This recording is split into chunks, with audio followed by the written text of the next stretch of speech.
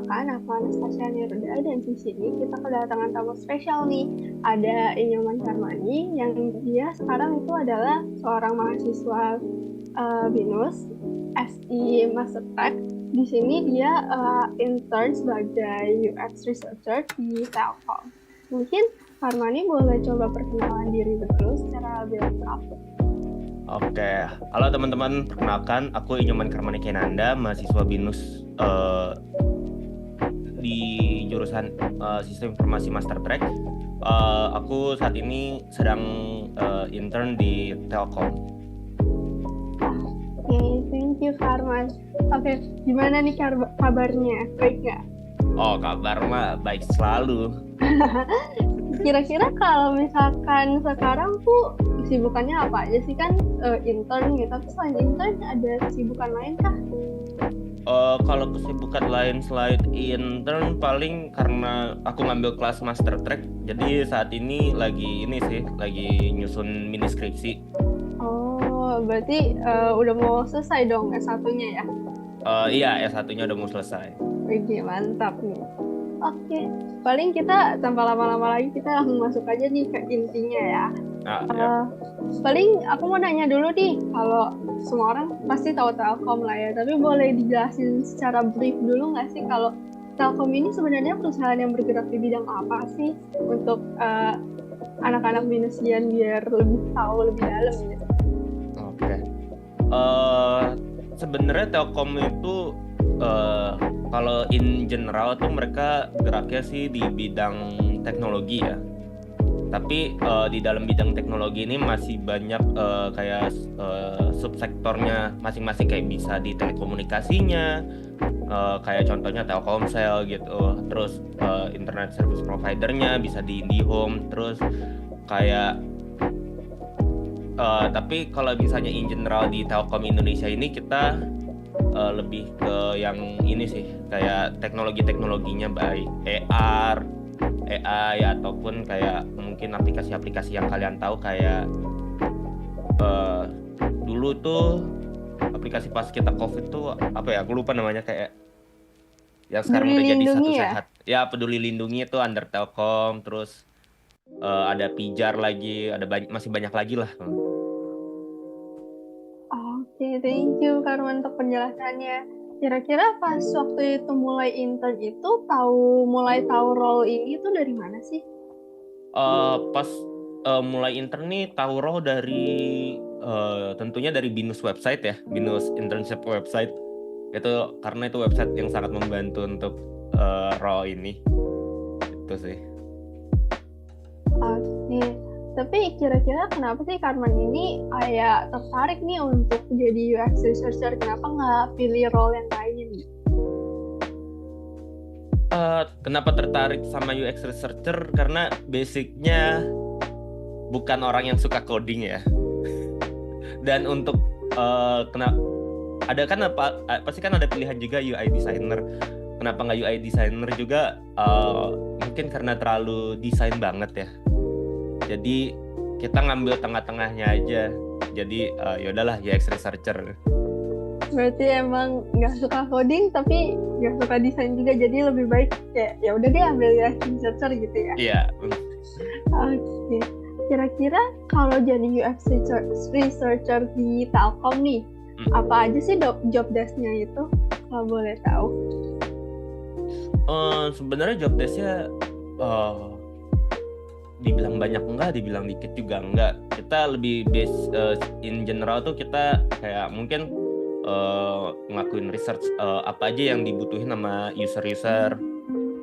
Terus nanti setelah udah kita cari needs-nya itu, kita mungkin bikin laporan ke stakeholder, kita presentasiin biar nanti di develop jadi sebuah fitur mungkin atau sebuah produk. Nah, setelah itu kita biasanya ngecekin nih desainnya apakah udah sesuai dengan user needs-nya ataukah masih belum. Terus kita setelah dicek mungkin nanti ada revisi dari tim desainnya. Terus finalnya sih kita kayak ngetesting ya. ngasih tes ke customer-nya langsung, ke usernya langsung buat ngerasain gimana nih desain aplikasinya, apakah sudah sesuai dengan yang sudah bisa digunakan sesuai kebutuhannya gitu. Oke, berarti emang ternyata tuh UX researcher ini ada kayak campur tangannya ke desainnya juga, tapi dalam konteks ngecekin aja gitu ya? Iya. Oke. Kira-kira kalau sampai sekarang nih, Karman, udah dapat project apa aja sih di Telkom ini sebagai UX researcher? Apakah udah banyak atau gimana? Untuk project lumayan banyak ya. Mungkin yang pertama untuk awal-awal masuk itu aku dapat research mengenai digital sign, karena di produkku khususnya yaitu Simpo Desa, jadi kayak aplikasi digitalisasi desa itu. Nah, ada beberapa user dari kepala desanya ini request pengen masang kayak pengen mengimplementasikan digital sign, tanda tangan digital, biar makin mempermudah penandatanganan suratnya. Jadi itu aku research dari user-user kepala desanya siapa saja, berapa persen yang perlu nih dari seluruh desa yang ada di Indonesia. Terus cari tahu lagi rules-nya, apakah boleh kepala desa pakai tanda tangan digital atau ASN, itu kan masuk ke ASN ya, apakah ASN boleh pakai tanda tangan digital. Terus habis itu nyari bukan kompetitor ya, mungkin nyari partner yang sesuai dan oke untuk diajak kerjasama. Terus project berikutnya itu ada menganalisis desain, itu pakai metode heuristic evaluation, pakai metode HE. Terus yang terakhir banget ini aku bikin user research mengenai bisnis cockpit. Oh, ternyata nggak cuma satu ya, tapi udah banyak project juga nih yang udah dikerjain sama Karman ya? Iya. Oke. Paling aku pengen kepo dikit deh tentang yang digitalisasi desa ini. Oke. Kan tadi Karman ada bilang ya, jadi kayak nge-research ke desa-desa yang ada di Indonesia, berarti terjun langsung gitu ke desanya? Iya, terjun langsung, tapi mungkin karena kantorku hybrid, jadi kadang turun langsung ke desa, kadang kita lewat Zoom juga sih. Oh gitu, berarti jadi seorang UX researcher itu harus siap untuk pergi-pergi juga ya? Iya. Untuk research gitu. Betul. Oke, menarik juga nih, kayak bisa sekalian jalan-jalan ya. Iya benar, nge-explore desa-desa di Indonesia nih. Kayak jadi bisa tahu, oh ternyata ada desa ini loh, ada desa itu. Keren juga. Oke. Paling pengen kepo dikit nih, kalau pas masuk ke Telkom kan pasti ada interview nih. Nah itu kayak pengalaman interviewnya tuh gimana sih? Kayak susah kah atau gimana? Oke, untuk pengalaman interview, aku nggak tahu ini sebenarnya hoki atau enggak ya, karena interviewnya nih menurutku lebih gampang dibandingkan perusahaan-perusahaan lain, company lain gitu loh. Soalnya waktu setelah input di internship app-nya Binus, cuma dapat email disuruh ngirim video interview. Jadi interviewnya by video, rekordan video gitu loh. Jadi nggak ada tatap muka langsung sama HR-nya, nggak ada pertanyaan dari HR-nya. Jadi cuma bener-bener kita record video, ngomongin aja CV-nya, pengalamannya, terus project-project apa aja yang udah dikerjain yang related ke UX researcher itu sih. Wah, ternyata nggak seperti yang aku bayangkan gitu kan. Biasanya interview ada tatap muka, palingan lewat Zoom lah ya kalau waktu itu lagi zaman-zaman COVID gitu kan. Tapi ini ternyata video doang ya? Iya, record video, makanya itu kayak sebenarnya agak shock, tapi kok agak ada untungnya ya. Iya, ada untungnya, tapi kayak loh kok gini gitu, Iya, bener kok banget. gampang gitu. Kok gampang. Terus habis itu kalau misalkan habis interview, terus proses-proses rekrutmen lainnya gitu, setelah itu apa aja? Kalau di Telkom sendiri kemarin aku habis interview, nextnya langsung dikabarin ya, itu kayaknya selang seminggu dikabarin. Kalau udah dikabarin tuh kita masuk grup, ada satu grup gitu khusus binusian yang intern di Telkom. Nah habis itu awal masuk tuh kita sebelumnya ada welcoming party atau onboarding lah istilahnya kan. Di situ kayak dijelasin apa namanya, garis besar Telkom, terus kita dibaginya di divisi apa, karena kan Telkom banyak banget ya divisinya, jadi kita dipecah semuanya gitu.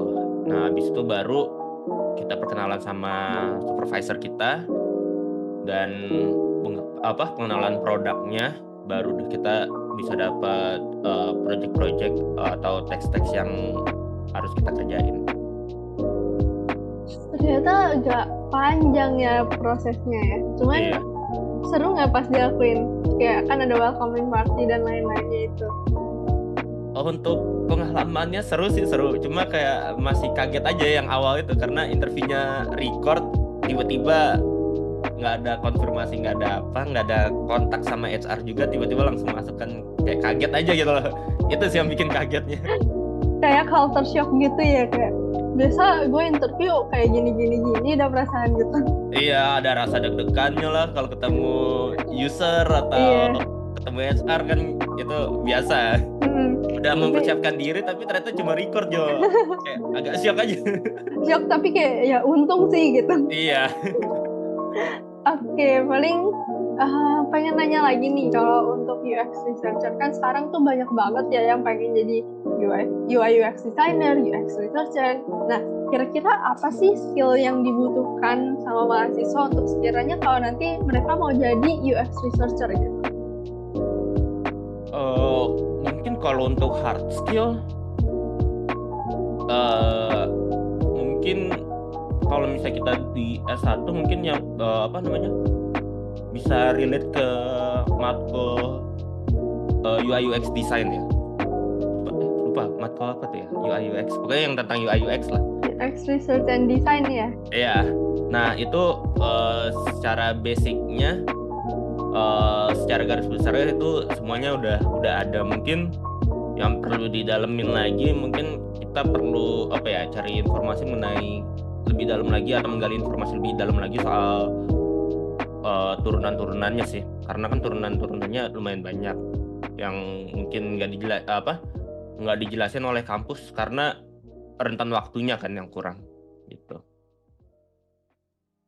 Terus untuk soft skill-nya lebih, kalau karena aku researcher mungkin lebih critical thinking, karena harus mikir yang untuk kayak nganalisa problemnya terus kita jadiin solusi. Terus kita perlu teamwork juga, karena kan kita kerja nggak sendirian ya, kan yang kerja yang freelance dapat job sendiri terus kita kasih ke atasan.